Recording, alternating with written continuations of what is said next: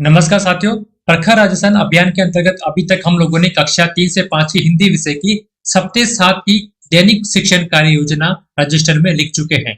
आज के इस वीडियो में आपको बताने वाला हूं कि आप लोग सप्ताह नंबर 8 की दैनिक शिक्षण कार्य योजना किस प्रकार से लिखनी है। इससे पहले यदि आप लोग मेरे चैनल पर पहली बार आए तो मेरे चैनल को सब्सक्राइब कर लीजिएगा ताकि आगे की आने वाले सप्ताहों की दैनिक शिक्षण कार्य योजना भी आप लोगों तक सबसे पहले पहुंच सके। तो 8वें सप्ताह का जो विषय वस्तु रहने वाला है क्रय टू क्रय जम रफ और रेकार पहचान से वाले शब्दों को।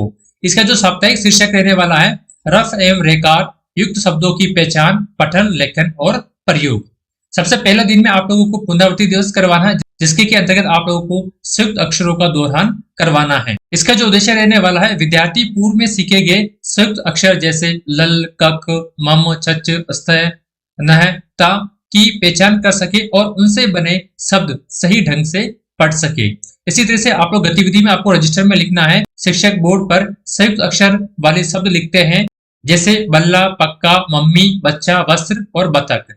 विद्यार्थी से पहचान कराना कि किस शब्द में कौन सा संयुक्त अक्षर आया है, ये आप लोगों को गतिविधि में लिखना है। इसी तरह से जैसे एग्जाम्पल के रूप में शिक्षक पूछता है अस्त्र शब्द में कौन सा संयुक्त अक्षर है, तो विद्यार्थी उत्तर दे सकते हैं स्त है। इसी तरह से एबल किट के शब्द कार्ड से पहचान और मिलान कराने वाली शब्द गतिविधि भी आप लोगों को करवानी है ताकि विद्यार्थियों को पुनः अवलोकन हो सके संयुक्त अक्षरों का।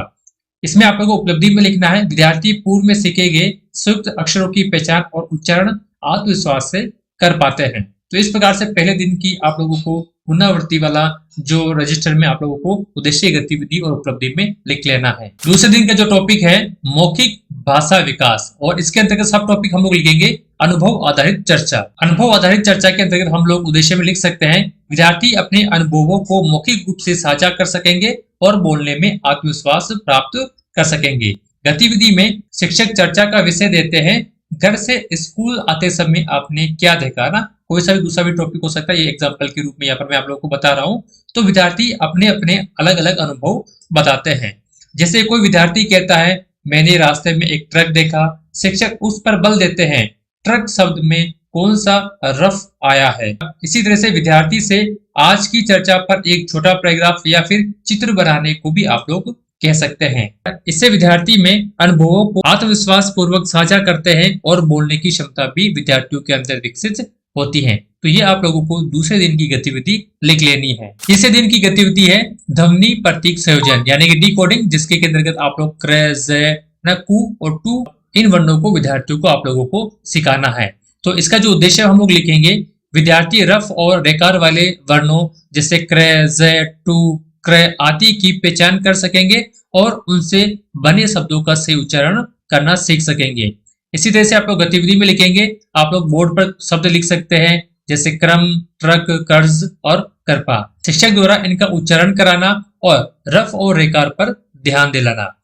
उदाहरण के लिए शिक्षक पूछ सकता है कर्ज शब्द में रेकार कहाँ है, तो विद्यार्थी उत्तर दे सकते हैं रे के बाद में जे में। इसी तरह से विद्यार्थी से इसी प्रकार के नए शब्द सोचने को कह सकते हैं और विद्यार्थियों से बोर्ड पे लिखवा भी सकते हो।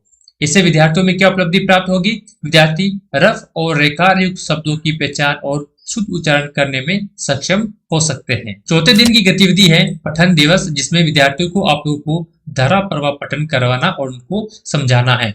तो इसके उद्देश्य में हम लोग लिख सकते हैं विद्यार्थी रफ और रेकार युक्त शब्दों को पठन के माध्यम से पहचान सकेंगे और उनका अर्थ समझ सकेंगे। गतिविधि में हम लोग लिखेंगे शिक्षक कहानी पढ़ते हैं कृपालु बालक, है ना, इसमें क्रे और रे का प्रयोग हो रहा है। विद्यार्थी ध्यानपूर्वक सुनते हैं और बाद में अधूरी कहानी को अपने शब्दों में पूरा करने की कोशिश करते हैं। उदाहरण के लिए शिक्षक कहानी रोककर पूछते हैं अगर कृपालु बालक अपनी कृपा ने दिखाता तो क्या होता। गतिविधि में आप लोग ये पॉइंट भी लिख सकते हैं विद्यार्थियों से आप लोग कहानी पर आधारित चित्र बना सकते हो और उसका शीर्षक भी बदला सकते हो। विद्यार्थी पढ़े हुए अंश को समझकर अर्थ बताने और कहानी आगे बढ़ाने में सक्षम हो सकेंगे। पांचवें दिन की गतिविधि हमारी रहेगी पठन आधारित लेखन दिवस। इसका उद्देश्य हम लोग लिखेंगे विद्यार्थी पठन सामग्री के आधार पर प्रश्न उत्तर और रचनात्मक लेखन कर सकेंगे। इसकी गतिविधि में पुस्तकालय से एक छोटी कहानी रफ और रेकार वाले शब्दों वाली पढ़ाना और उस पर प्रश्न पूछना जैसे कहानी का क्या नाम था, उसमें कौन कौन से रफ और रेकार वाले शब्द थे, है ना। उदाहरण के लिए जैसे कर्ज शब्द कहानी में आया था, तो इससे वाक्य आप लोगों को बनाना है। जैसे एग्जाम्पल के लिए, मेरा कर्ज उतारना है।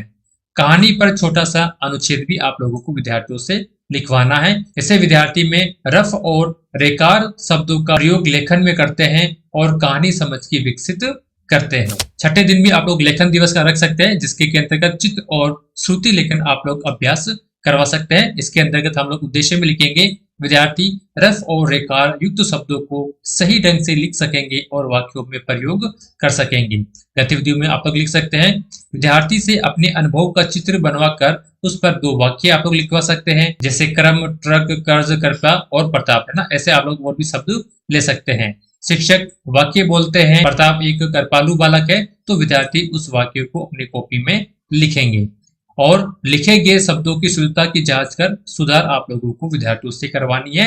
इससे विद्यार्थी के अंदर रफ और रेखायुक्त शब्दों को शुद्ध रूप से लिखने में सक्षम होंगे और लेखन में उनका प्रयोग करने लगते हैं। तो इस प्रकार से आप लोग सप्ताह नंबर 8 की जो दैनिक शिक्षण कार्य योजना है 6 दिन की, अपने रजिस्टर में लिख सकते हैं। यदि वीडियो अच्छी लगी तो लाइक कीजिएगा, अपने हिंदी शिक्षक के साथी के साथ इसको जरूर शेयर कीजिएगा और यदि आप लोग मेरे चैनल पर पहली बार आए तो मेरे चैनल को सब्सक्राइब कर दीजिएगा, ताकि आगे की आने वाले सप्ताहों की जो दैनिक शिक्षण कार्य योजना है वो सबसे पहले आप तक पहुंचती रहे।